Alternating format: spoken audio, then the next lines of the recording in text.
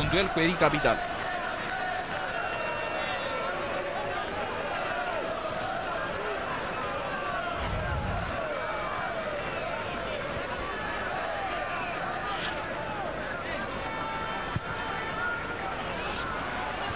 Balon aruncat pentru Soldado, Parejo întoarce și Albin are o super execuție. Faza de atac a gazdelor continuă.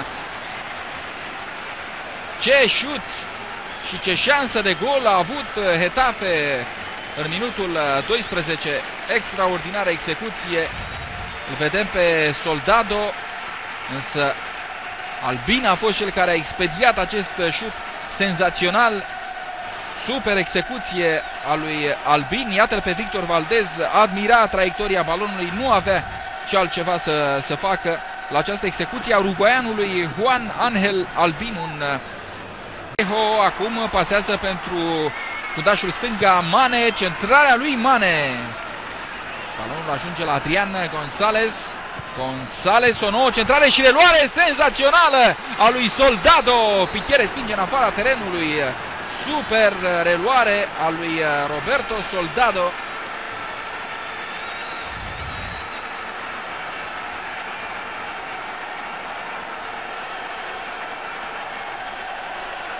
Putea fi un gol de poveste pentru Getafe. Soldado ne-a obișnuit. Da, este final de primă repriză. Getafe Barcelona 0-0, însă 2-2 la mari ocazii de gol. Vom reveni pe stadionul Coliseum Alfonso Perez peste aproximativ 14 minute pentru repriza secundă. Cu siguranță o repriză secundă foarte interesantă.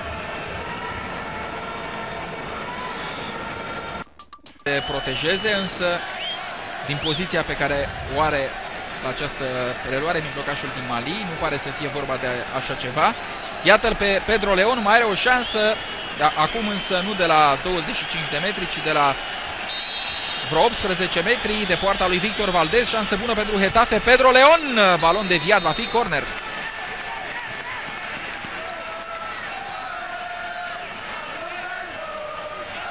Și Barcelona în continuare la egalitate 0-0 în primul meci tare al etapei a doua din Primera División. De la aceeași oră, pe Vicente Calderón, se joacă meciul dintre Atletico Madrid și Racing Santander. În acest moment scorul este egal 1-1. Centrarea lui Xavi și poate cea mai mare ocazie de gol a Barcelonei din această repriză secundă. Piqué a trimis în brațele lui Ustari.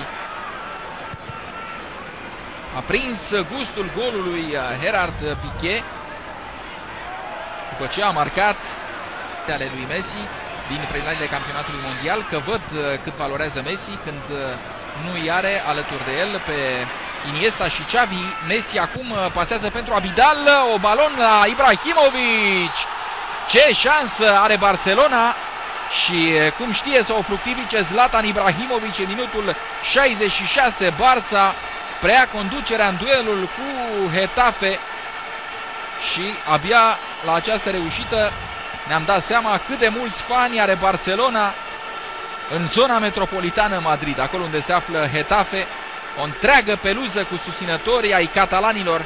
Centrarea lui Abidal, balon deviat de Cata Diaz. Mingea a ajuns cu noroc la Ibrahimovic, iar suedezul a avut de îndeplinit aproape o formalitate. Nu a fost o execuție simplă pentru Ibrahimovic, aflat la a doua reușită pentru Barcelona.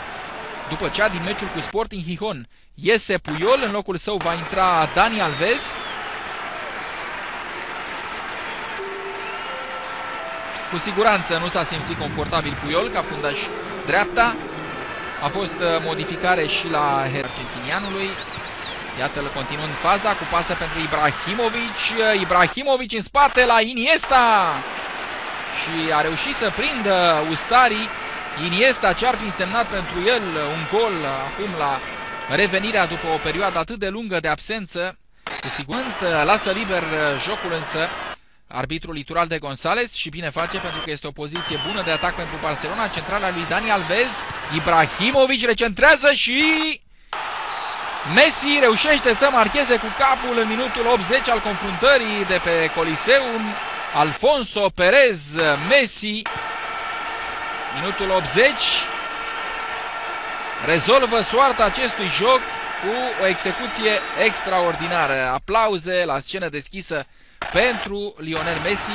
Cum altfel să stea lucrurile? Iată centrarea lui Dani Alves, recentrarea lui Ibrahimovic și execuția simplă a lui Messi.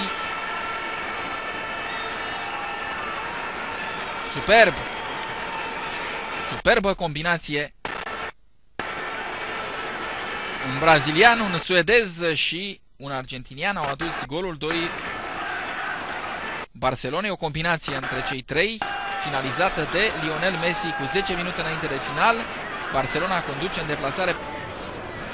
Ture, Xavi, Messi cere mingea și o primește. Ibrahimovic așteaptă în centru. Messi scoate pentru Xavi. Xavi cu o pasă pentru Messi. Mingea ajunge la Ibrahimovic. Ustari reușește să prindă.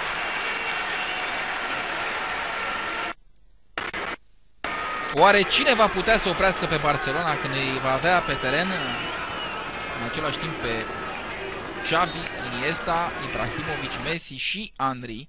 Andri, elementul lipsă în acest final de joc.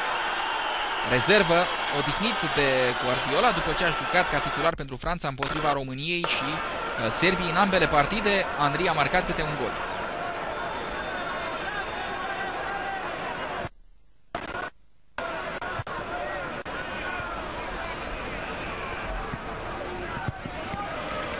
Pas acum pentru Ibrahimovic, lasă bine Ibrahimovic pentru Seydou Keita, trage Malaianul pe lângă poartă.